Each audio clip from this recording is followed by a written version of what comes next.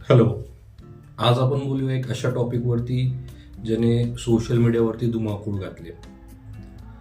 ते म्हणजे सूर्यकुमार यादव आणि शुभमन गिल यांना काही एक्स क्रिकेटर, काही कॉमेंटेटर, काही यूट्यूब एक्सपर्ट्स डिफेंड करतात. सुरुवात करूया पोस्ट मॅच प्रेझेंटेशनमध्ये. सूर्यकुमार यादवने आपली चुकी एक्सेप्ट केली आणि तो म्हटला की शुभमन गिल आणि मी म्हणजे सूर्यकुमार यादव यांनी रिस्पॉन्सिबिलिटी घ्यायला पाहिजे होती, कारण एखाद दिवस अभिषेक शर्मा हा फ्लॉप जाऊ शकतो. एखादा दिवस फ्लॉप जाऊ शकतो हे सूर्यकुमार यादवला मला वाटतं एक ऑलमोस्ट 10 ते 15 मॅचेस नंतर कळालं असावं. कारण 10 ते 15 मॅचेसपासून दोघांचे रन नाही आहेत, दोघांची 50 नाही आहेत. ओके, असो, त्याच्यावर आपण सविस्तर बोलूया.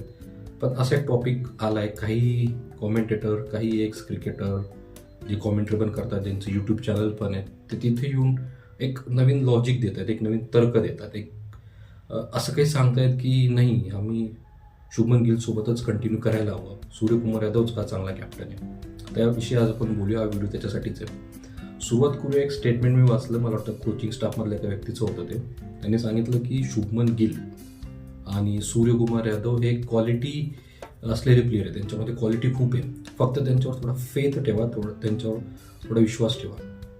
माझा फक्त एकच प्रश्न आहे की क्वालिटी प्लेयर हे दोघंच आहेत, बाकी नाही आहेत. क्वालिटी प्लेयरचा पॅरामीटर काय आहे? एक तर ते कॅप्टन असले पाहिजे किंवा वाईस कॅप्टन असले पाहिजे, तरच ते क्वालिटी प्लेयर असतील.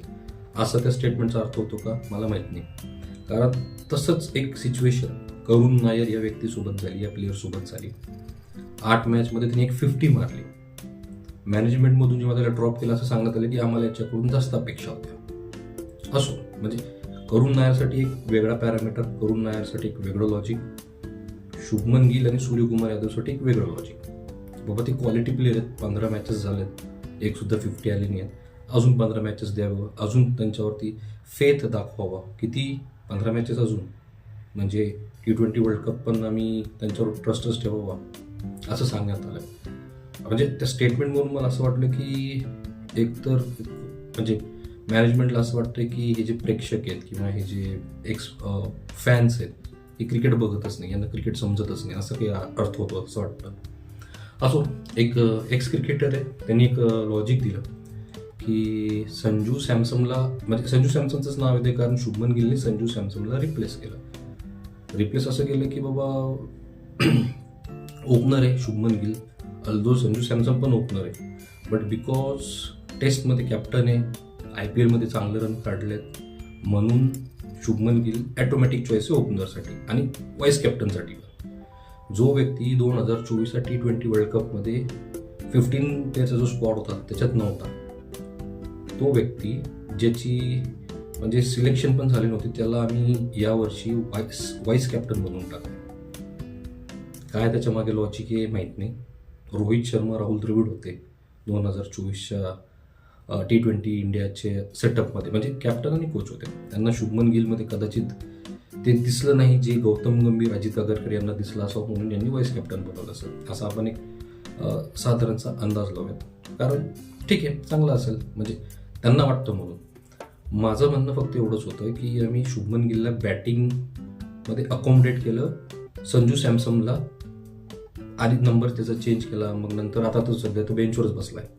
पण हे शुभमन गिलसोबत का नाही करू शकलो आम्ही? शुभमन गिलचा नंबर का नाही चेंज करता आला?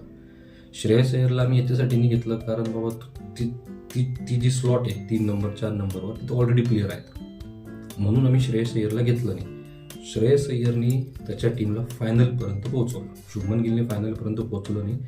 रन तर श्रेयस अय्यरनी पण नाही केले, श्रेयस अय्यरनी पण IPL मध्ये रन केले. तर तेच म्हटलं, मी जे म्हटलं ना, पॅरामीटर वेगवेगळ्या प्लेयरसाठी वेगवेगळे आहेत.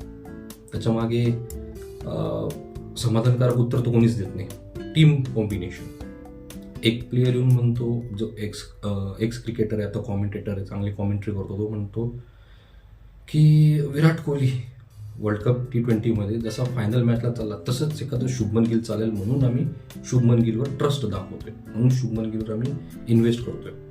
म्हणजे त्या कॉमेंटेटरने शुभमन गिलला विराट कोहलीच्या पंक्तीमध्ये येऊन बसवून ठेवलं.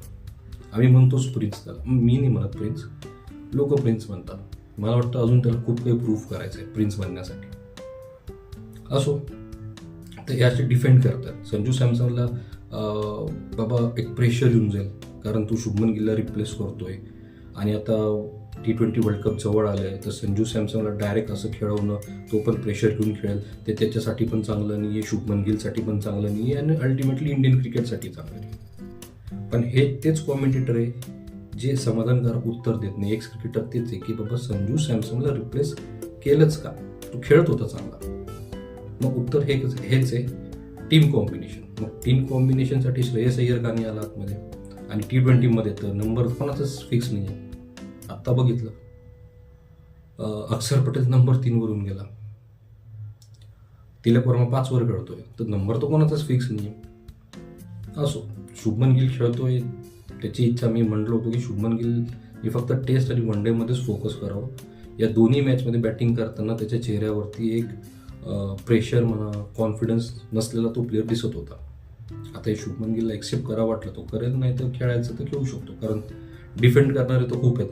म्हटलेत ना की आता जर संजू सॅमसनला घेऊन आलो तर संजू सॅमसनवरती प्रेशर आणि कदाचित त्याच्यामध्ये त्याला परफॉर्म करता यायचं. हे लॉजिक आहे. 16 मॅचपासून एक व्यक्ती परफॉर्म नाही करते, त्याच्यावर प्रेशर नाही आहे, पण संजू सॅमसनवर असं एक लॉजिक आहे. माझा हा व्हिडिओ बनवण्याचा जो उद्दिष्ट आहे तो फक्त सूर्यकुमार यादवसाठी, कारण सूर्यकुमार यादवला मी 2014 पासून बघतोय. सोशल मीडियावरती एक जे चालू आहे की बाबा गौतम गंभीरला गौतम गंभीर येस मॅन म्हणून एक सूर्यकुमार यादवला सगळे म्हणतात. मला वाटतं तर तसं नाही आहे. अगेन सूर्यकुमार यादव आणि गौतम गंभीर हे 2014 पासून एकमेकांसोबत खेळत आहेत. KKRमध्ये गौतम गंभीरनी सूर्यकुमार यादवला पहिल्यांदा चान्स दिला, तर तिथं तो सिनियर होता, तर तो म्हणणारच आहे यस गौतीबाई जो बोलेंगे वही होगा, ओके गौतीबाई तर असणार, कारण तेव्हा तो कॅप्टन होता, आता कोच आहे. तर यस मॅन जे म्हणतात लोक, त्याला म्हणतात की बाबा हा फक्त प्लॅनिंग स्ट्रॅटेजी सगळं गौतम गंभीर करतो, हा फक्त इम्प्लिमेंट करतो. ते कुठे ना कुठे मला वाटतं कदाचित खरं आहे, कारण 3 नंबरवर अक्षर पटेल जो आलाय तो सूर्यकुमार यादवचा प्लॅन असेल मला वाटतच नाही. कारण सूर्यकुमार यादव असा विचार करेल की अक्षर पटेल जो कधी खेळलेला नाही वन डाऊन, कधी आलेला नाही वन डाऊन, त्याला डायरेक्ट वन डाऊन खेळवणं हा सूर्यकुमार यादवचा डिसिजन नसेल. आणि इथंच मला सूर्यकुमार यादवलाच प्रश्न, म्हणजे हा व्हिडिओ त्याच्यासाठीच आहे की बाबा तू प्रत्येक डिसिजन एक्सेप्ट नको करूस. ओके गौतीबाई, येस गौतीबाई, डन गौतीबाई, नाही. असंच चालत राहिलं तर अवघड होऊन जाईल. कारण मॅच हरलोय ठीक आहे, सिरीज आपण जिंकतोय, पण आज मी जो व्हिडिओ बनवतो त्याच्या मागे एक रेफरन्स आहे, तो म्हणजे 2023चा. 2023मध्ये सूर्यकुमार यादव ला वन डे वर्ल्ड कपमध्ये घेण्यासाठी रोहित शर्माने खूप प्रयत्न केले. 2023 हे तेच वर्ष जिथे सूर्यकुमार यादवचे 3 कन्झिक्युटिव्ह डक होते, 3. त्याच्यानंतर सुद्धा मला वाटतं पाहिजे तसा परफॉर्मन्स आला नव्हता. एशिया कपमध्ये पण सिलेक्शन झालं, फक्त एक मॅच होती ऑस्ट्रेलिया सिरीजमध्ये, जिथे मला वाटतं त्यांनी एका कॅमरन ग्रीनच्या एक ओव्हरमध्ये मला वाटतं 4 6 मारले होते. तिथं आल्यावर मग लोकांचं म्हणणं चालू होतं की बघा आम्ही तर म्हणलो होतो एक इनिंग पाहिजे फक्त सूर्यकुमार यादवला खेळण्यासाठी, सूर्यकुमार यादव ॲटोमॅटिक चॉईस बनतो वन डेमध्ये. मी म्हटलो होतो की नाही, तसं होणार नाही, एक मॅचमुळे सूर्यकुमार यादव परफेक्ट झाला असं होणं शक्य नाही. आणि ते आम्ही बघितलं 2023च्या वर्ल्ड कपमध्ये रोहित शर्माने त्याला जी टीम पाहिजे होती ती भेटली, त्याच्यात सूर्यकुमार यादवला त्यांनी पुरेपूर चान्स दिला. फायनल आपण बघितलं, स्ट्रगल केलं सूर्यकुमार यादवने फायनल मॅचला, जिथे गरज होती तिथे सूर्यकुमार यादव चालला नाही. ती मॅच 2023चा जो ODI वर्ल्ड कप होता, ती जी फायनल होती, ती मॅच सूर्यकुमार यादवसाठी ODI फॉर्मॅटमध्ये शेवटची मॅच जाईल. त्याच्यानंतर सूर्यकुमार यादवला चान्स भेटला नाही. 2025चं जेव्हा चॅम्पियन्स ट्रॉफी झाली, तिथे रोहित शर्मा होता कॅप्टन, सूर्यकुमार यादव नाही दिसला आपल्याला. का नाही दिसला?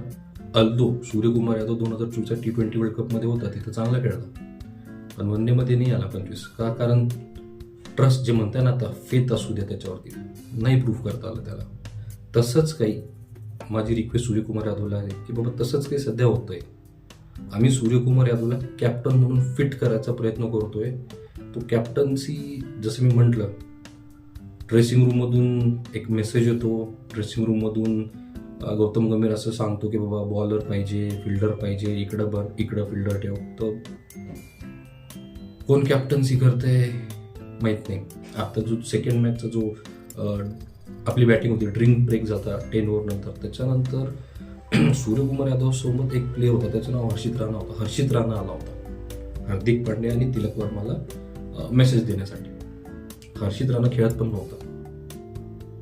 म्हणजे दिसते तुम्हाला सूर्यकुमार यादव पवेलियनमध्ये बसून जोक्स क्रॅक करत होता, गौतम गंभीर पण तिथं बसलेला होता, पण त्याच्या चेहऱ्यावर दिसत होतं की नाही, पाणी आता इथपर्यंत आलंय. लोक क्रिटिसाइज करायला लागलेत, लोक म्हणायला लागलेत की कॅप्टन्सी कोट्यावर सूर्यकुमार यादव खेळतोय आणि वाईस कॅप्टन्सी कोट्यावर शुभमन गिल खेळतोय. दोघांचे रन येत नाही. मी जो रेफरन्स दिला 2023चा तो फक्त सूर्यकुमार यादवसाठी दिला, कारण मला सूर्यकुमार यादव आवडतो. सूर्या भाऊ जे म्हणतो मी बघितलंय 2018, 19, 20 तिन्ही वर्षी 400 रन काढलेला प्लेअर येतो. आणि तेव्हा त्यांनी त्याचं स्पॉट जे क्रिकेटमध्ये ते अर्न केलंय. तो असं नाही की एक सीझनला 400 काढलं सूर्यकुमार यादव आला, नाही. सूर्यकुमार यादव 2014 पासून IPL मध्ये खेळतोय. जसं मी सांगितलं 18, 19, 20 3 वर्ष कंटिन्यू 400 रन त्यांनी प्रत्येक सीझनला काढले. तेव्हा कुठे त्याला चान्स भेटलाय. आणि अजून एक जे मला क्लिअर करायचं होतं की सगळे म्हणतात गौतम गंभीरमुळे त्याचा नंबर चेंज झाला, 3 नंबरवर खेळायला पाहिजे होता. सूर्यकुमार यादव विराट कोहली जेव्हा होता 4 नंबरवरच खेळत होता. आणि त्याचा जो स्टॅट बघितला, average and strike rate Surya भाऊचा 4 नंबरवर जास्त आहे, 3 नंबरवर त्या मानाने कमी आहे. तर सूर्या भाऊचा नंबर बदलला म्हणून त्याला खेळता येत नाही, हे लॉजिक तर मला पटत नाही. यस, त्याच्या बॅटिंगमध्ये मला वाटतं लोकांनी पकडलंय, म्हणजे अपोजिशनने धरलंय त्याला. त्यांना माहिती याला बाहेर जाणारा बॉल टाका, स्लो बॉल सोडा, फास्ट टाकू नका, पॉवर जनरेट याला करू द्या, आउट होऊन जाईल. आणि आउट होतोय. तो चुकी एक्सेप्ट करतोय का नाही हा प्रश्न आहे. मला मी जे रेफरन्स दिले ते फक्त याच्यासाठीच की असं होऊ नये 2026च्या T20 वर्ल्ड कपमध्ये गौतम गंभीर असंच काही एक्सपेरिमेंट करत बसेल. जी गोष्ट चांगली होती ती अजून चांगली करायचं सोडून गौतम गंभीरने काय केलं, त्याच्यात काहीतरी एक वेगळं पण निर्माण केलं आणि त्याचं क्रेडिट मला पाहिजे. मग मॅच जिंकू किंवा हारू, असं काहीतरी मला वाटतं गौतम गंभीरच्या डोक्यात आहे. माहीत नाही गौतम गंभीर काय करतो. अक्षर पटेल 3 नंबर कुठून आला, कोणत्या बेसिसवर आला. लेफ्टी तर मग तिलक वर्मा होता. अक्षर पटेल म्हणजे इतका अटॅकिंग आहे की तो 6 बॉलमध्ये 6 सिक्स मारू शकत होता पॉवर प्लेमध्ये. तो बॉलिंग ऑलराऊंडर आहे, बॉलिंग त्याचा प्रायमरी रोल आहे, बॅटिंग चांगली करून घेतो. डिसिजन मेकिंग जे आहे ते मला सगळ्यांनाच माहिती गौतम गंभीरच करतोय. तिथंच माझी सूर्या भाऊला रिक्वेस्ट आहे की जे तुला वाटतंय नाही हे चुकीचं आहे, हे डिसिजन नाही व्हायला पाहिजे, सांग. नाही तर उद्या असं व्हायला नको की 26च्या T20 वर्ल्ड कपमध्ये काही कमी जास्त झालं तर लोक म्हणतील बघा सूर्यकुमार यादवच्या कॅप्टन्सीमुळे आम्ही हारलो. आणि गौतम गंभीर मला माहिती तिथं येऊन पण चुकी एक्सेप्ट करेल वाटत नाही. तर प्लीज सूर्या भाऊ विनंती आहे, कॅप्टन्सी चांगली कर, बॅटिंग पण चांगली कर, जेणेकरून जिंकू. कारण मला माहिती इथे आता परत 3 नंबर किंवा कॅप्टन चेंज होणार नाही. येस, एखादा प्लेअर जो शुभमन गिल चेंज होऊ शकतो may be, but captain change होत असेल तर मग असं समजायला काही हरकत नाही की टीममध्ये काहीच कॉलवेल नाही आहे. भेटूयात पुढच्या व्हिडिओमध्ये, तोपर्यंत काळजी घ्या.